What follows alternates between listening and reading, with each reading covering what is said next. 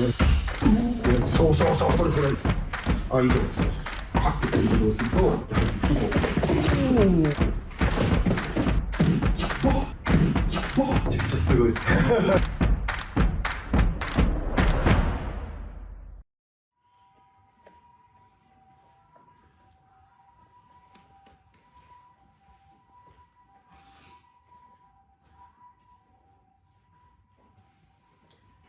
はい、こんにちは。打列用道場の菊野です。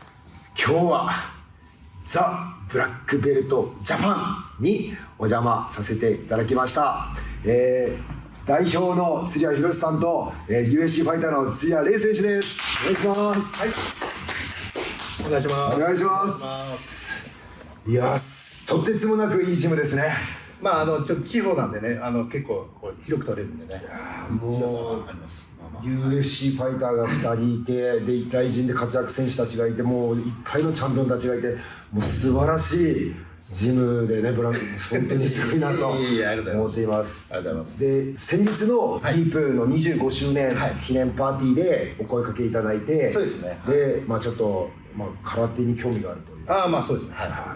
私自身もちょっと空手も少し習ったのと、で今いろいろとこう空手とかね、今いろんな美術もちょっと興味があるんで。興味があるんですか？そうですね、はい。ちっちゃい頃からいろいろやった格闘技いろいろやってきたんですけど、空手やったことないんで、ちょっと楽しみだなって感じです。あ、本当ですか？はい。ありがとうございます。僕もね、その格闘家としてやってたんで、その普通総合格闘技の先生でボクシング、キックボクシング、柔術、レスリングとかをやるじゃないですか。で、それ以外のものをやるときってちょっとこう、なんかちょっとこうぎこちなくなったりだとかね、あるリスクっていうのが多分あると思うんで、僕はできる限りのことをお伝えしますので、お二人とも格闘 IQ がもうとんでもないので、そこで必要なものだけ取ってぜひ役に立ってたら嬉しいと思いますので、はい、よろしくお願いします。お願いします。まずなんかどんなことに興味がありますか？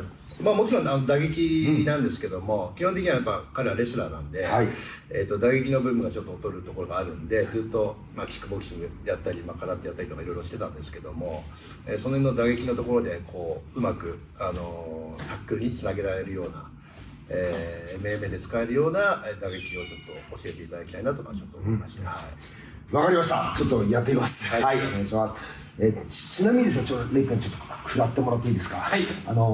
いろんな打撃のやり方があって、メインとしてやっぱりそのグラップリングに持っていきたいっていうのがあると思うんで、でそのためになんかバババババーみたいなそこまでいらないかもしれないんですけども、威力って多分あった方がタックル、要は相手が気になるからね、意識が上がるから行くっていうのはあると思うんで、ちょっとその威力のとこちょっとだけちょっといいですか？この、胸パン軽くやらせてください。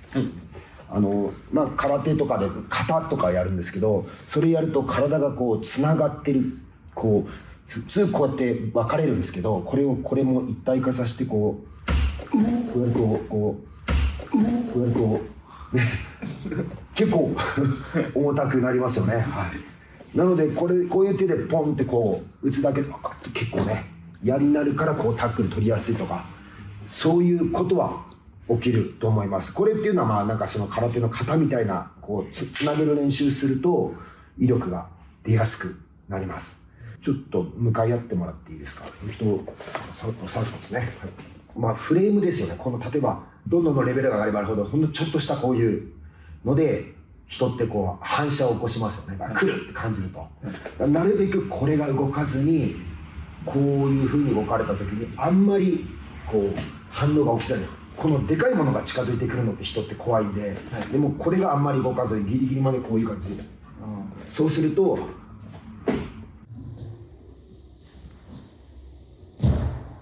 反射がしづらいっていう動き方。今のこれで威力が出るようになると、これでこう倒せるようになってくると。でこの威力と相手にバレないように打つというところ。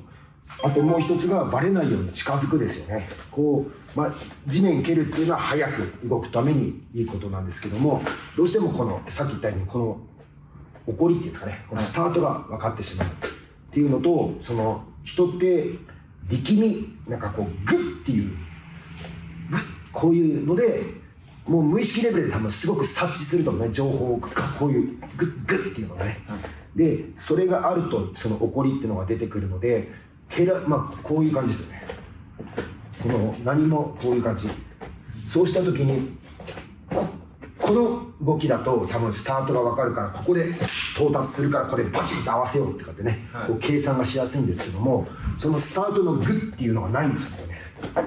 こういう感じで近づいていくと結構そのまた計算がしづらい、ね、っていうのが起きたり、あとはその意識の部分ですよね。そのもうね多分無意識に感じてるんですけど、この行くぞ行くぞっていうこの体が動かなくてもこうしただけで多分なんかねもう感じ取ると思うんですよね。この状態とこの状態でなんかそっちにね情報が行きますよね、なるべくこれがない状態、この行くぞがない状態、こういう状態でいくとそこが無意識レベルのここの反応が起きづらいというようなことをこう積み重ねていくことで、ちょっとだけ相手の反応を遅らしたりとかアドバンテージ取っていくってことをその武術的な稽古としてやってますね。はい、いやめちゃくちゃすごいですね。近づいてくるときもう早すぎて見えないですね、全然。多分ですね、画面の向こうからとか周りの人から見たらそんなに多分速くないと感じると思う、だって歩いてるだけだから、でもレイ君のその反射が起きたいんだよね、多分速く動くのはさ、これをさ多分捉えられると思うんだよね、そのスタートがあって終わりがある、そのスピードの計算でここで到達するって分かるから、こうタックル合わせたりとかパンチしたりとか、でもそのスタートが分かんないんだよね。そうですね、なんかこう近づいてきた時にやっぱり避けないとって思うんですけども、その時はもう来てる。そういうのでちょっとずつ相手の心と体を削っていくっていうのはアドバンテージになりうるかもしれないですよね。そこら辺の練習をしてみるっていうのでいかがでしょうか。はい、ありがとうございます。じゃあやってみましょう。はい、じゃあですね、そのまず威力のところなんですけども、例えばですけど、ちょっとなんか構えてもらっていいですか。自分が打ちやすい感じです。で、この手を前に出せるようになってほしいんですよね。そうで、今僕とこうぶつかるじゃないですか、でぐーっと頑張ってみてください。でこうなりますよね、これが今体がつながっていないという状態なんですね、でちょっと僕の押さえてもらっていいですか。でこれが今こういう状態ですよ今ね、でこれがこういった時止められないから、もう両手で押さえてください。これは無理ですよね、これがこうなる感じ、これっていうのがその部分ですよね。筋肉でグーってやっちゃうとこことここが分かれちゃうんですよね。体が切れるっていう発想、でそれをここ何もせずにこれが向こうに行くってことができると、今みたいに抑えられても止められない、つまりこれ当たったら力が出る状態になります、ちょっともう一回やってみましょう。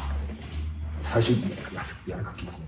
これ僕の鼻にタッチするように触ってください。そうほらこの感じです、この感じをこうなってでも同じようにやってみてください。で押そうとすると結構切れちゃうんで、鼻にタッチする感じ、鼻にタッチ、そうその感じ、その感じでまあじゃあここにタッチするつもりでこう言ってみてください。そうすると体が一体化した状態でパンチが打てるんですね、この状態でこうタッチってこうなる、そうするとすごい威力が出てきます、こうやってみましょう。これがここに鼻にタッチです。でそこをあまり気にせずにこれタッチしようと思って本当にタッチですね。タッチ強くやろうとするとここがギュッて力んじゃってこれ分かれちゃうんで、本当にタッチすると思って、そういう感じです。そうタッチそうですボクシングの上手い選手も本当もうタッチみたいな感じでやって結果的に威力出すみたいなことをやってると思うんですけど、本当その感じですよね。でタッチっていうのはその最初がないんですよね。スタートがないんですよ。ごめんなさい。グッっていう蹴るとかひねるっていうそのなんか最初の起こりがなくてタッチだから読めないですよね。そうそれいいですね。多分そっからのこうタックルとかはやりやすいんじゃないかなとね思いますね。タッチ起こりがない、このシームレスですね。ずっとパンチからタックルまでのスタートがずっとないですよね。そういいですね。その感じでちょっとまあでかいものを見るとちょっと力むかもしれないですけど、本当今ぐらいのつもりでやってみてください。タッチで遠くまでタッチしてください。そういい感じです。それが速くなっていくと思ってですね、タッチタッチタッチタッチ、そうそうタッチ、遠くまで遠くまで、そうそうそうそう、結果的に威力と怒りが消えるっていうことがね起きていくと思います。タッチタッチタッチタッチ、そうそうそう、まあ、今みたいなね、これをどんどん負荷を強くしても手が遠くに行くっていうのをやりきる、そうそうそうそうそうそうそうそう、そういう感じで練習していくと割と身についていくと思います。でミットとかでもバンって打ったり人とかも投げ出してもらって、威力出たなみたいな、さっきみたいにポンってやっただけで威力出るようになったらいいっすよね。もう一つが、この構えたところから、もう本当に今の感じですね、このタッチする感じでそうで、なるべくこれが最後まで止まっといてみてください。手だけ動かしてみてください。これ止めといて手だけ、そうそのぐらいのつもりで、そうそのぐらいのつもりでやってみてください。これを止めといて、そうさっきもやってきました。そうするとこうね、見えづらいパンチになってきますね。で威力も出る。いいですね。もっと触りに行く感じ。タッチ。これさっきの意識のことにもつながるんですけども、効かそう倒そう強く打とうって思う、それって緊張なんですよね。心の緊張。でも触るって緊張って起きないんですよね。なんかやってやろうじゃないから。そういう感じでね、パッとこう行くと反射が起きないんですよね。タッチ。そう。でタッチ。そう。タッチ。そういいですね。結果威力が出る感じ。結果見えない感じ。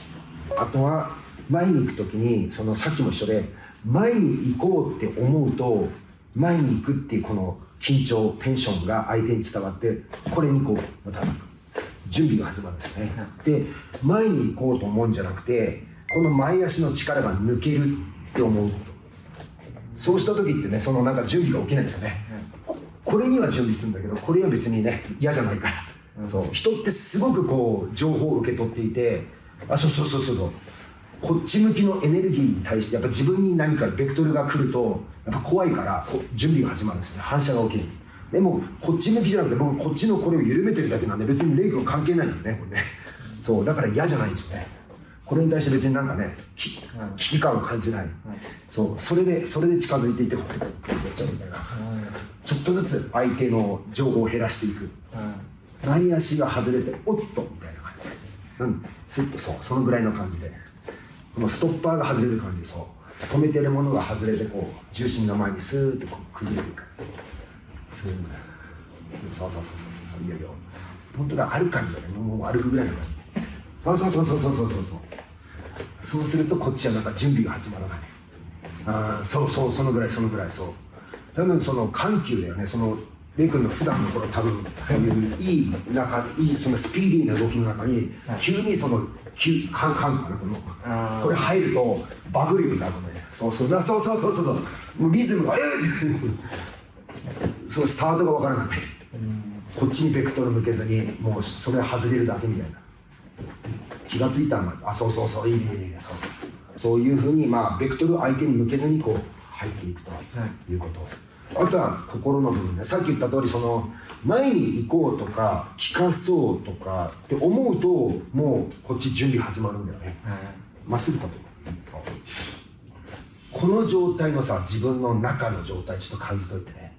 でこれが俺がこう近づいていくとそこに緊張がこうなんかギューって頑張っていくの分かる、ね、人って実は普段無視してるけど、人がねこう近づいてくるだけでここって緊張始まるし、例えば俺がこうするとちょっと楽になるでしょ、でこれがこうなるとまたね緊張が増えて、こうするともっと緊張増えるよね、こうやってね実はものすごい情報を得てんだよね、でそれで反射してんだよ、例えば今俺がここから力抜くね抜けるでしょ、でここから俺がやるぞと思うよ、緊張するでしょ、だこのぐらい俺たちはこういう状態でやるぞと思った瞬間に実はそっちは気づいてるってことだね。ね、うんうん、そうそう、意識に上がってないだけで無意識レベルで入ってこう始まるんだよね、そうそうそう。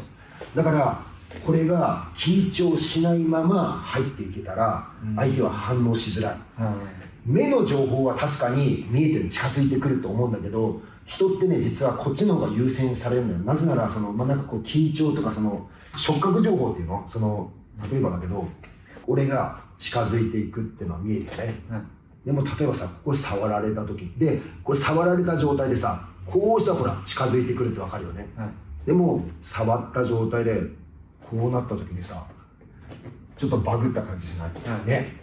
触覚情報と視覚情報が一緒にこう近づいてくれば、ね、まあ明らかに近づいてくるって分かるけど、これ変わってないのにこれ近づいてきたらなんかね違和感、でこれをこうパッとこういうことをすると反射が起これるわけよね、そうそう。だからこの情報が合ってない時にうんってこう脳みそがフリーズする、そうこれと一緒ね。視覚情報は近づいてきてるのに、ここの情報がこれがこう来たらほらちゃんと反射するんだよね。でもこれがないまま違和感感じない、ね。俺のここが緊張しない状態で来られると、ここは緊張しない、でも俺は近づいてくる、あれっていう状態になっている、そうそうそう。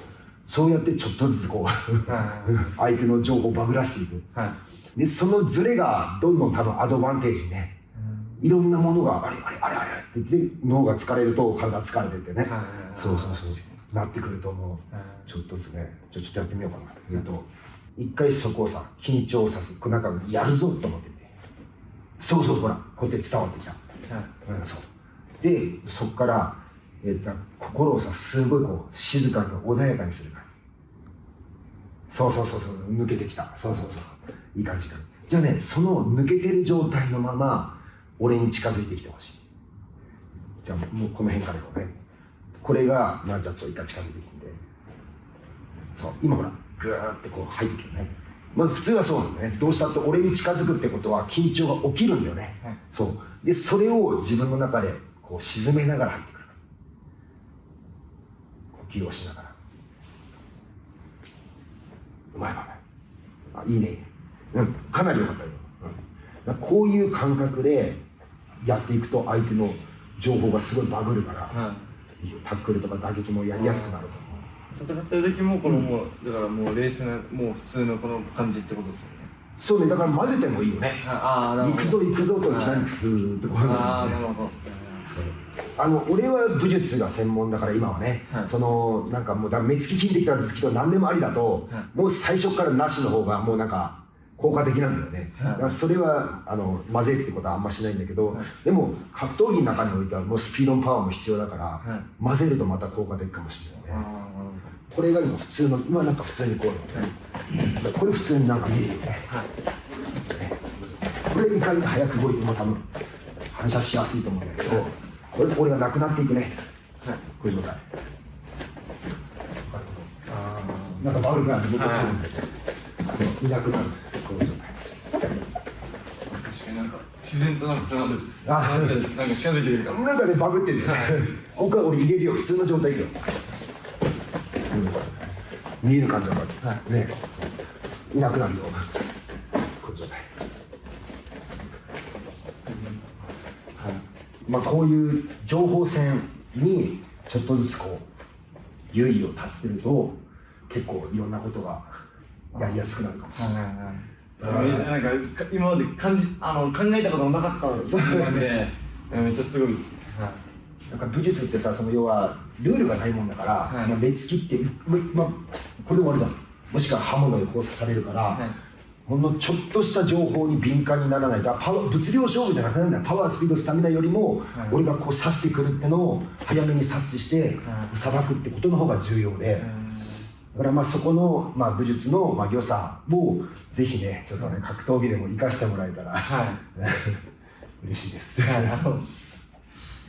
鶴田君いかがでしょうか。本当にやったことないことなんで、精神的なこととかそういうことなんでちょっとすごく勉強になります。うまくね取り入れていければいいかなと思ってます。番外編って例えばですよ、なんか多分レスリングでも普通にやってるかもしれないですけど、僕もよく使うんですけど、例えばこれ四つでこう刺してて、なんかですよ、例えばなんかこういうことすると、ちょっと反射してもらっていいですか、なんかこういうので人って反射しますよね。この押すとか引くみたいな情報で人は何かをこう差で理解するんでね、そうなのでこっちも押さない、こっちも引かない状態のまま、ちょっとじゃあ踏ん張ってください。このまま何もせずに僕がこうやって入っていくとこ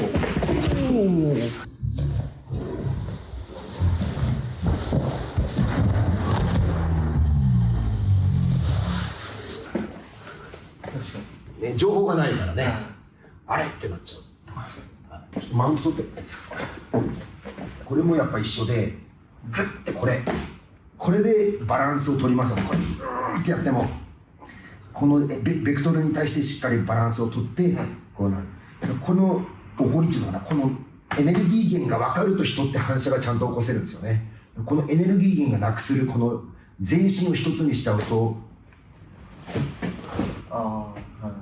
どこに耐えていいか分からない状態になっちゃう。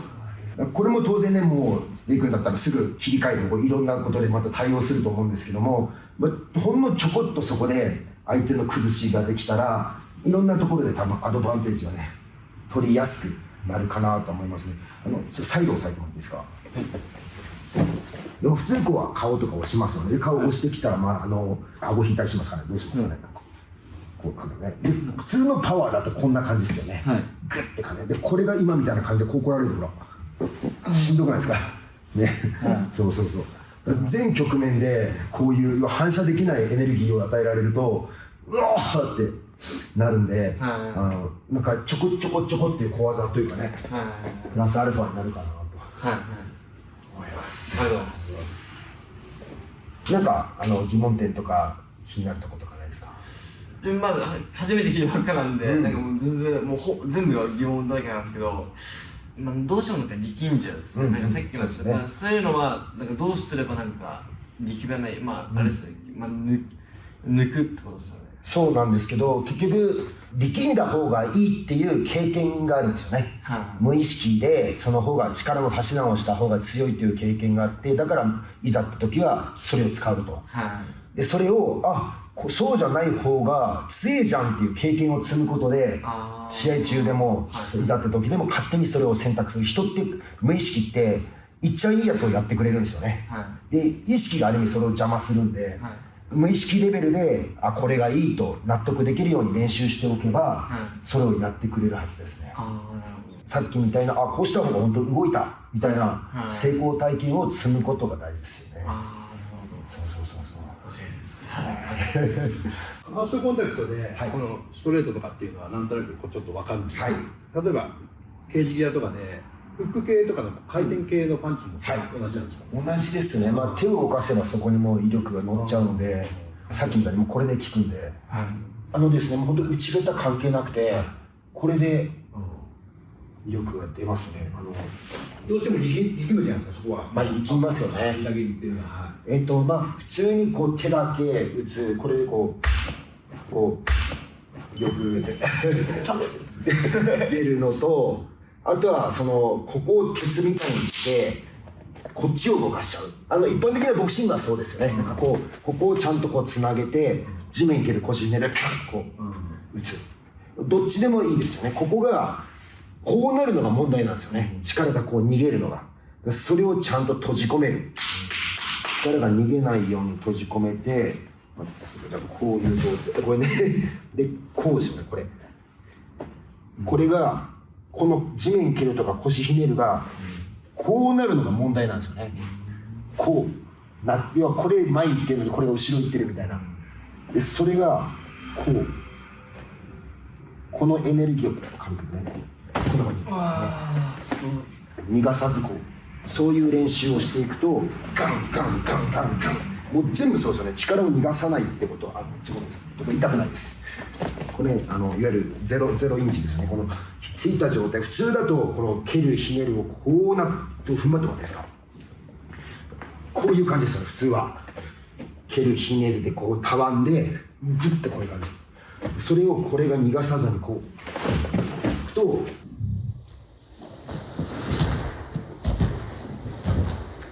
逃がさずに向こうに伝わるんで、それがグングングングン、これがグンこうならないのか、それを閉じ込めるような練習すると、全打撃がこう破壊的な距離も関係なく、ちょっとまあやめて、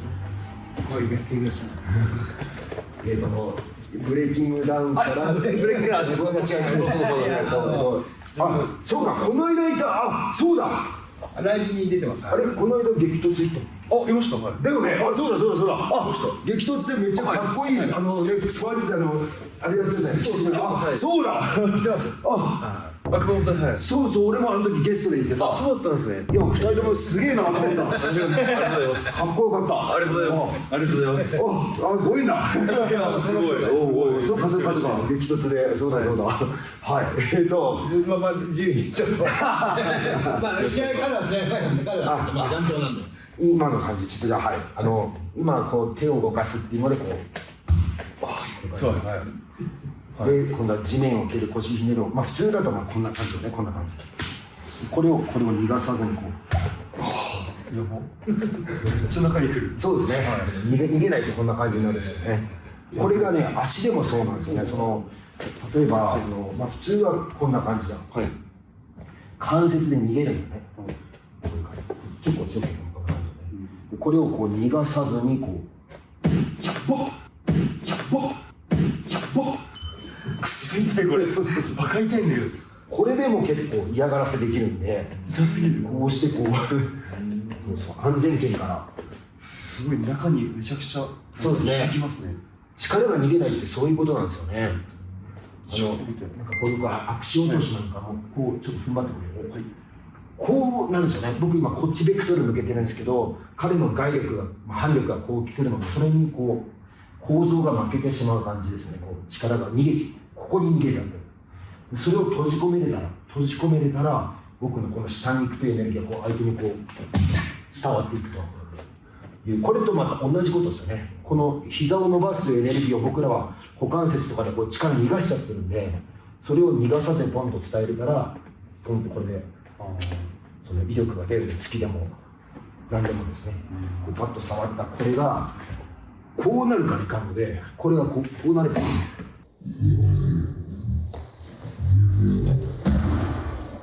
逃げれない。すごすぎる。力あんまり使ってないってことですかね。そうね、形を変えないためには力使うんだけど、例えばこっち向きの力はあんまり使ってないんだよね。はい、でもこれがほら今みたいにこうなるじゃない。あ、はい、なるほど。そうすると力逃げちゃうんで、これをこのままの閉じ込めるための力を使う。ああ、なるほどですね。そう、固める。そう、はい、これを姿勢を維持する。だから呪術でいうフレームみたいなもんですかね。形を守れば、この形を守ってれば、こっちがちゃんとこう動きがこれにこう伝わるんだけど、これが逃げるからこうやってね、反射が起きるんだよね。タイムラグが起きるんですよね。ここの、はい、この情報ですよね。情報が入って、その後にエネルギーが来るから、こうほら反射ができるよね。はい、耐えようと思う。でも情報と動きがこれがタイムラグがないんですよ。この1ミリ僕が動いた瞬間にもうエネルギーが直接来てるから、タイムラグがないからこう反射が起こす間がない。そうですね。そう反射しようがないです。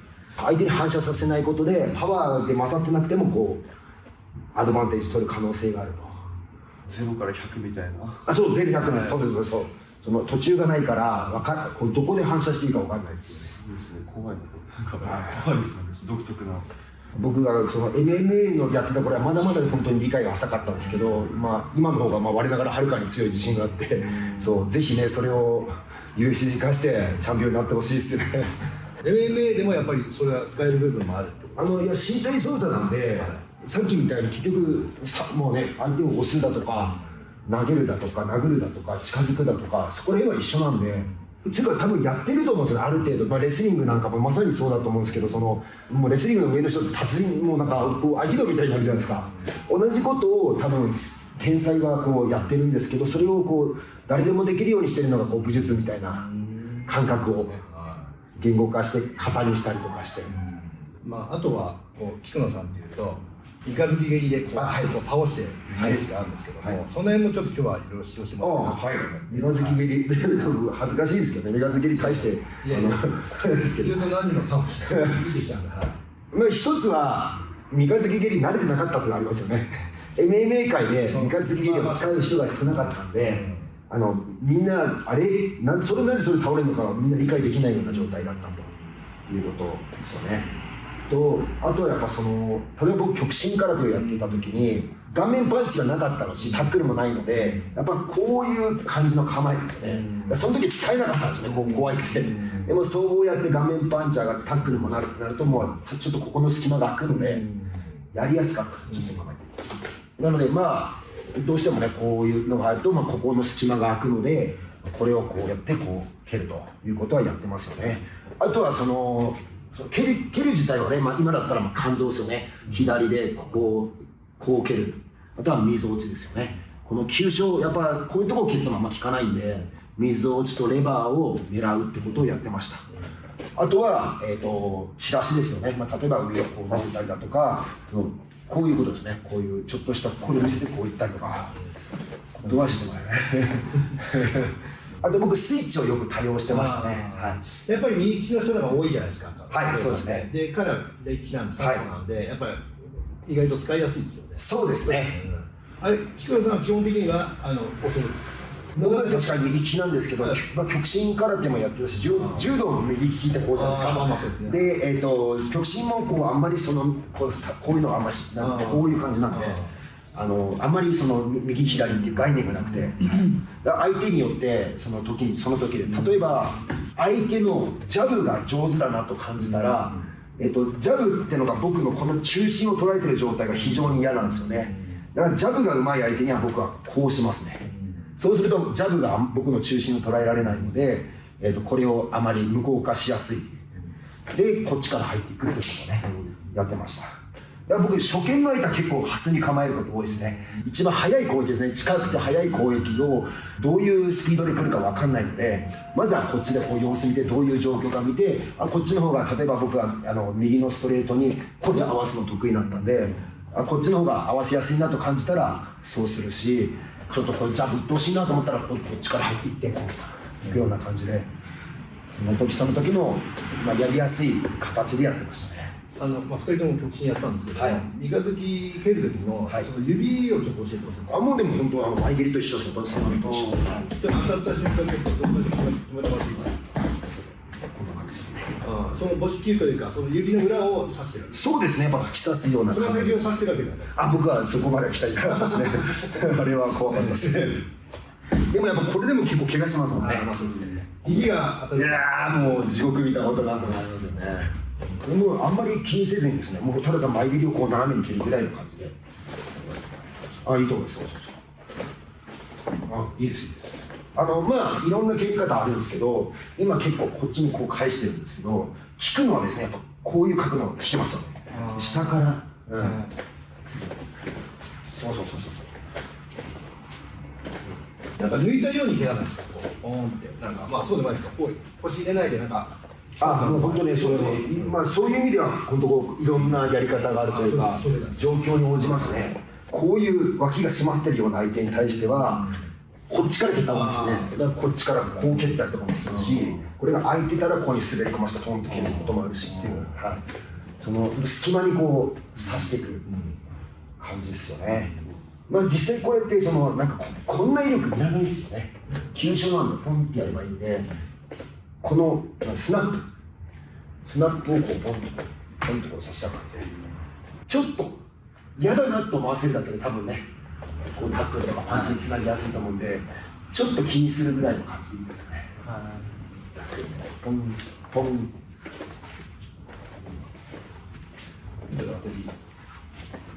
場所ここら辺に来てたみたいな結構嫌な、めっちゃ嫌な位置です。溝もやってみて。溝も一緒ですか。そうですね。やっぱこういう角度がいいですね。直角に捉えたいですね。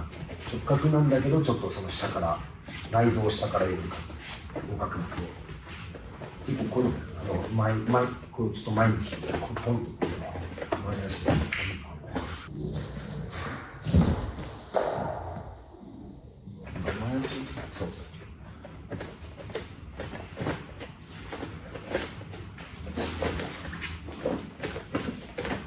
膝のスナップでポン、そうそうポン。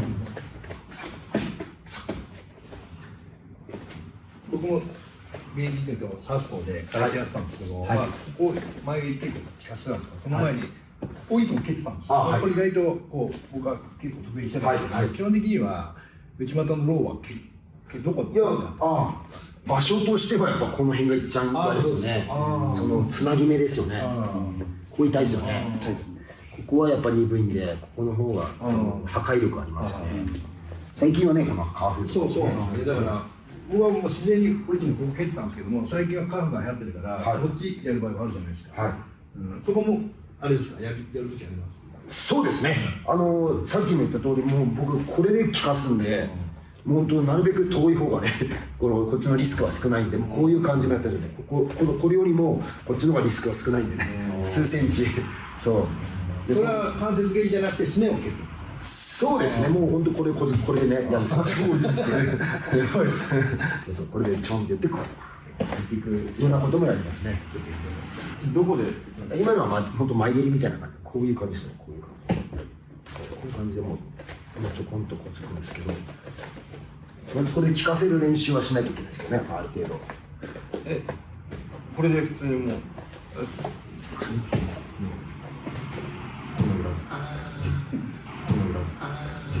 関節が逃げなければ、今さっきのこういうのと一緒ですね。どこ蹴ってるの？もう本当でもあまり気にしないですね。もうすねでもいいし、このすねの横の筋肉でもいいですけど、こういうところをコツンとこう嫌がればいいんで、ほんのちょっとずつ意識を削いでいく。皆さん本当の試合見てると構えるための距離、この距離一番近くで触れるのこれじゃん。お前それ得意。お前それ得意。嫌だ。さすがだね、もう。無意識多分結構やってるもんね、威力を伝えようと。それ伝えながら今度右側とか前にさ、前と、あと内股のローも負ける。これやりながら、そのままでそれ一番最初。だから、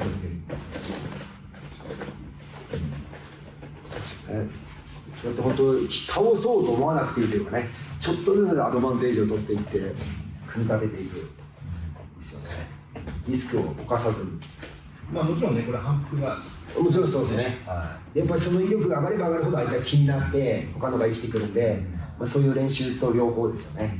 でそれで今の例えば三日月とかの中でもやっぱりさっきの経理像じゃなくて、もちろんです。もう全てにおいて。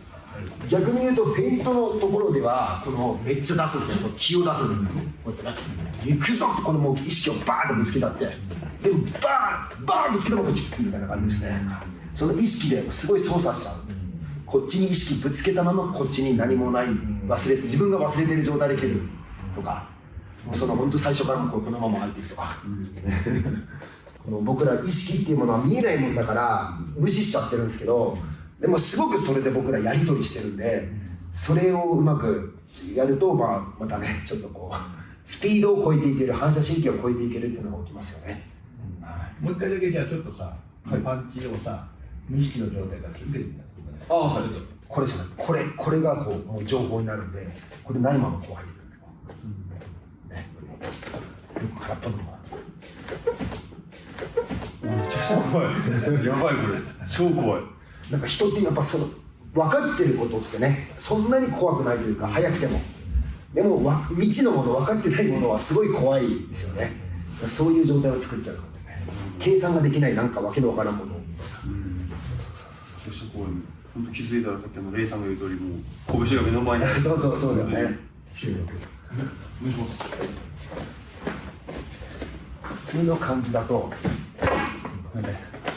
これが。違いますね。当たった時も本当反応できないです。こう来るときは来ると分かるじゃないですか。こう来てるんで、来てるなと思ってるだけでその反応ができない。そうなんだよね。人ってね、情報が必要なんだよね。何かをする、反射するには情報が必要なんだよ。その情報を与えないってことですよね。なんかこう手を押さえてこの情報があるからこうやってちゃんとね止めれるんだよね。でもこの情報がこう分かんない状態でこうやったら止めれないんだよ。そのぐらい俺だって情報に左右されてる。でぜひ格闘技の中でもねこううまく利用してもらえたらいいと思いますよね。もう絶対使えるはずなんで。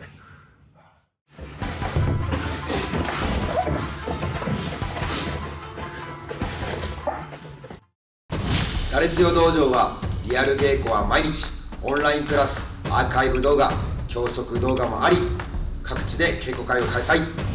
コスパ最強です。詳細は概要欄をご覧ください。絶対に誰でも何歳でも強くなれます。